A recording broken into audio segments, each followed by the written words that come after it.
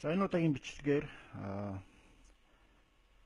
Dots арилжааны аргачлал энэ индикаторыг, энэ системийг яаж одоо компьютер дээр суулгах вэ гэдгийг зааж өгье гэж ингэж бодлоо. За юуны өмнө бол биднээс MT4 платформ асаагаад биднээс платформа бэлдэх ёстой. За үүний тулд хэд хэдэн үйлдэл хийх ёстой. За юуны өмнө build number гэдгээ шалгана. За энэний тулд биднээс help гэсэн цонхоор ороод about гэдэг цонхыг дараад за ингэхдээ энэ build number гэдэг нь гарна. Одоо энэ дээр бол build number 890 байна те. Ер нь бол брокер компани өөрөө ингэ цаанасаа апдейт хийгээд яваад байх хэвээр. Тэгээ энэ build number дээшээ яваад байх хэвээр. Хэрвээ чиний build number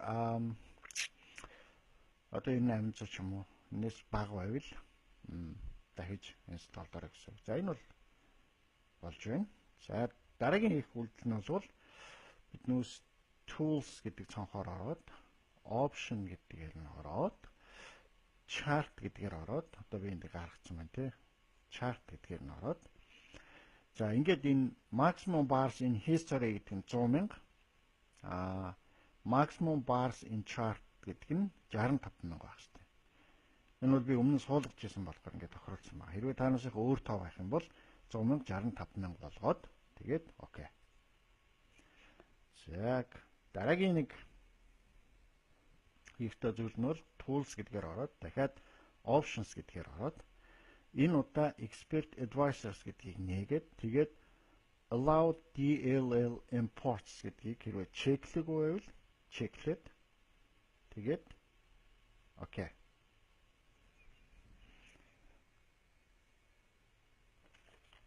За ингээд бол чиний платформ ч нь бол бэлэн болж байгаа юм. Хэрвээ чи өөр брокерийн өөр платформтой бол бүгдээрэн дээр нь энэ үйлдэлийг хийх ёстой. За ингээд платформоо бол дуунтраачж болно.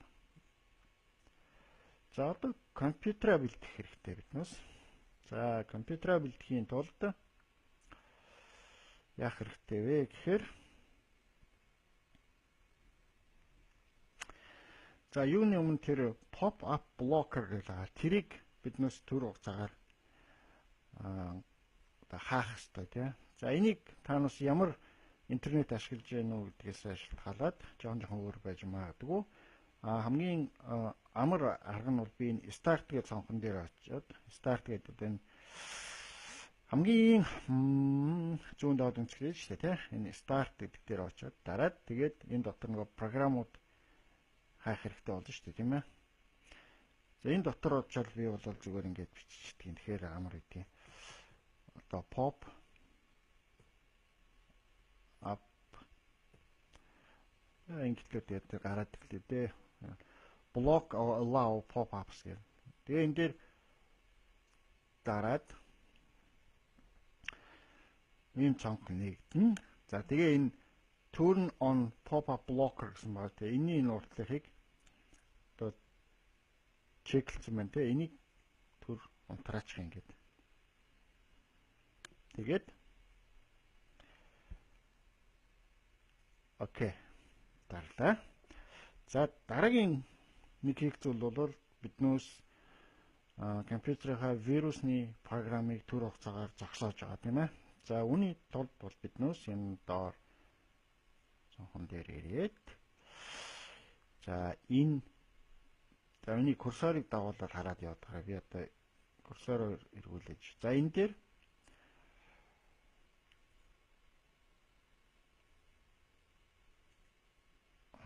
чот маус дахиад гарлаа. Энд дээр ингэж очлоо. Маус хоёроо дарлаа. За тэгээд энэ shields control гэдэг түрүүн ингэж ороод тэгээд disable for 10 minutes ч юм уу ингэж тарчих заяа. Ингээд зогслоо. Окей. За ингээд бэлэн болж байгаа. За одоо вебсайт руу ороод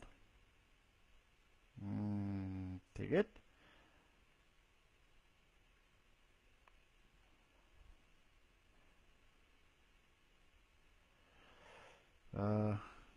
click to install dots гэдэг чинь энэ дээр дараад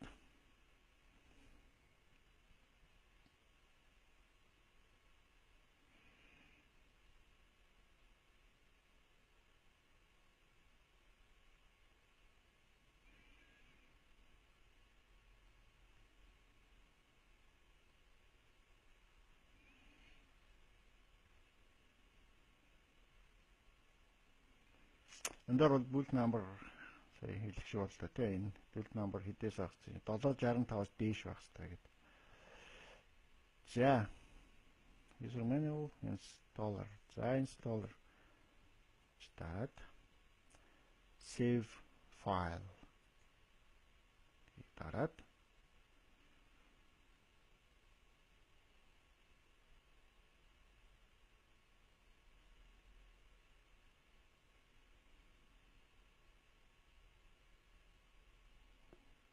за энэ download явуулчихлаа тий. За download сан дээр очиод хоёр дараад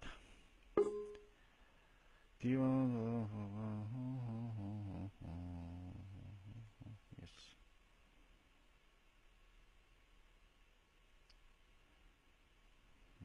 Yeah, wizard.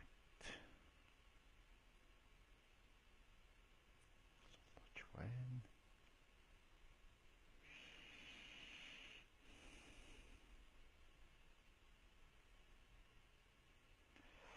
за ийм цан гарч ийн. За энэ дээр next. Нэг бол чеклээд next.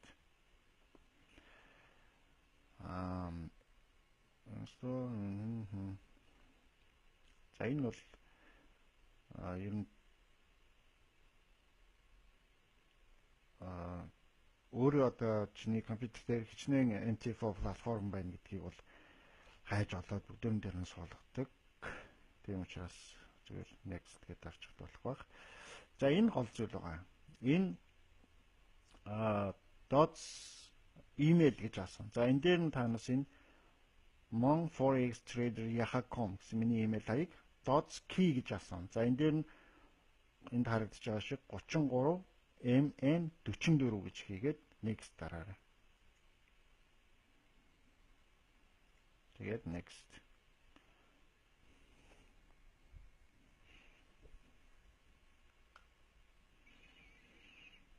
За ингээ энэ бол нэг юм хэдэн минут болох байх.